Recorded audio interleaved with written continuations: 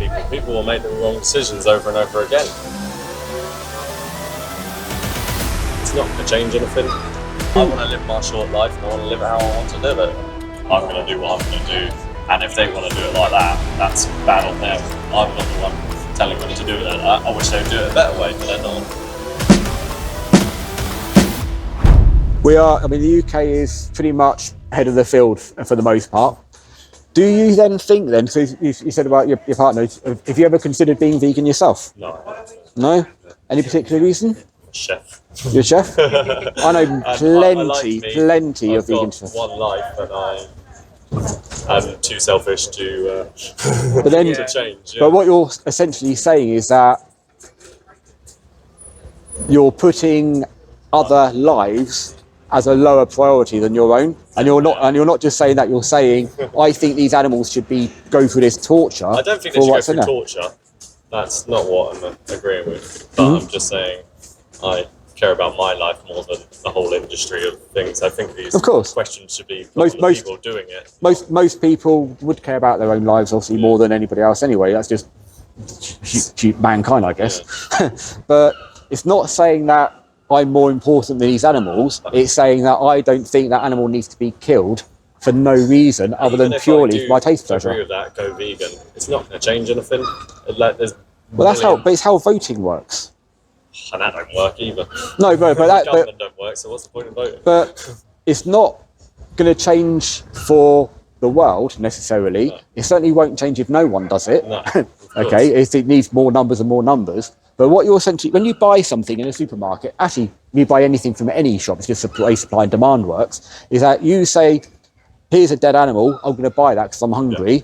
Yeah. That one's dead. You can't do anything about that dead animal. But when you buy that dead animal, what you're basically saying to the supermarket is like, oh, I've created a space here. There's an animal that's alive currently. Go and put it through these horrendous conditions, make it suffer, take away its life even though it wants to live, and replace the one I've just purchased. That's what you're paying for. You're paying for the next one that's being killed. They can't do anything about what's already there.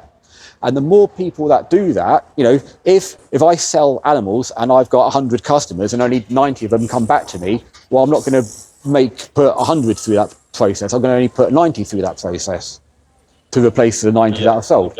And the numbers just keep on going down and going down. And if you look at dairy, they're struggling. In fact, a lot of the big dairy companies are now actually doing this half and half. They're actually mixing cow's milk with oat milk, I think they're mixing it with now, because they realise that it's more environmentally friendly, better for you. And of course, on the plus side, less dairy calves are being killed for that process. Do you know much about the dairy industry?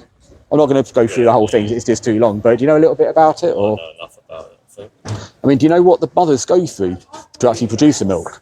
Not so much, I've only touched on the dead calves here. Things they do to make them keep on producing it over and over again. Yeah. And I'm sure it's a cruel process. But... So obviously the mother doesn't want to necessarily become pregnant, she's just, wants to live her life. They don't really have a choice in that. They just naturally, the ball just comes up to them and goes for it. Unfortunately, not in industry. Not in industry. In industry, she doesn't want this to happen to her, so they actually hold her in a pen, in a cage, basically. It's called a rape track, although the industry is changing that terminology because public are finding out. But that is essentially what it's called. Yeah. You see this on TV. Put the big gloves on, fist into the anus. Yeah. This is to hold up the cervix to inject them with bull semen. Just to go back a step, any guesses on how they get that bull semen? Off a bull. Exactly. They either off a bull or they put an electro-ejaculator up its anus to basically force it to ejaculate. If that was it in any other context, that's bestiality, isn't it? That's bestiality, yeah? Okay, so they get the bull semen, inject her, she becomes pregnant. They're pregnant for about 9 months, roughly. Then she gives birth. Now, cows are really docile. They're also loving animals, like most mammals are. They give birth and they want to be with their young, but we want her milk. So the young baby is taken away. The males are killed, like I've already mentioned. The daughters are given formula to get them to grow up so they can go through the same process as their mum. The mum is crying out. They don't call it crying, they call it lowing. They will low. It's one of the saddest sounds I've ever heard. They will low for weeks, sometimes months, wanting to be with their baby, which has got taken away from it. It's really, really traumatic for them. After about a year, the milk production starts to slow down. she's then forcibly impregnated again for a second time, and then for a third time, and then occasionally for a fourth time, at which point she can't cope with the trauma anymore. She'll either just collapse on the ground, they call it a spent heifer, let's call her a spent heifer, or she just doesn't produce milk. So it's like, well, what's the point of me producing milk? My babies are never going to get it. At which point she's had this horrific life, and then because she's no longer profitable, sent off to the slaughterhouse for typically cheap pet food. What a horrific life that is, purely because we want a bit of milk in our tea. When you've got oat, soy, well, you've got oat, soy, cashew, How are you almond. change a whole nation? It's already changing. If you look at it, very slowly, it's not going to stop, is it? it takes about Cheese. most Cheese. Cathedral City have just brought out an amazing vegan cheese. It's not identical, but it's really it's a close. There's a lot of rubbish vegan cheese out there. There's a lot of rubbish. So I've tried but the vegan one. But Cathedral City. Stop eating cheese. People might stop drinking milk. Cathedral City, try that one. I'd be surprised if you can tell the difference. It's very, very, very, very close to regular cheddar.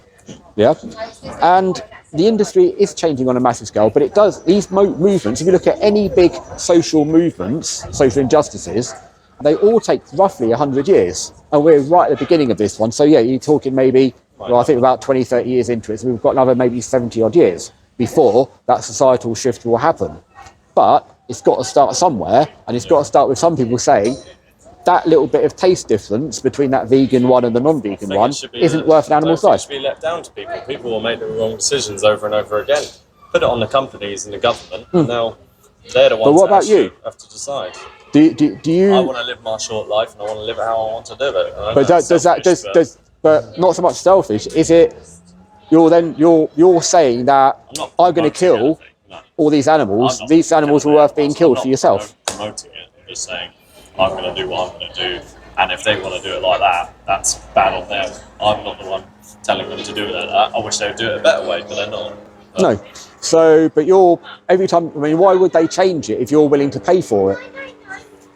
So every time you pay for it, you're saying the same reason I should acceptable. Stop eating because they feel like it's the right thing to do. And they're not going to do that, are they? Sorry? The same reason I would stop eating meat would be the same reason they should change their practices. Yeah. It's the right thing to do.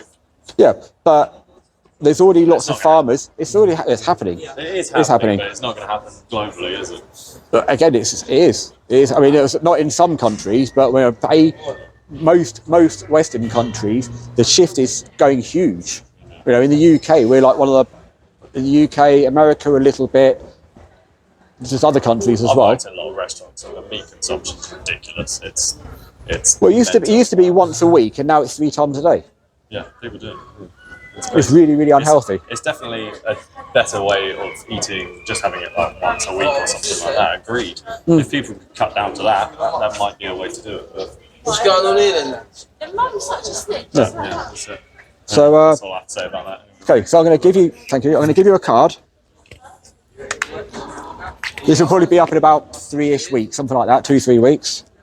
That's give you loads of resources. What I would recommend on here to actually see behind the scenes is something called Land of Hope and Glory. Okay.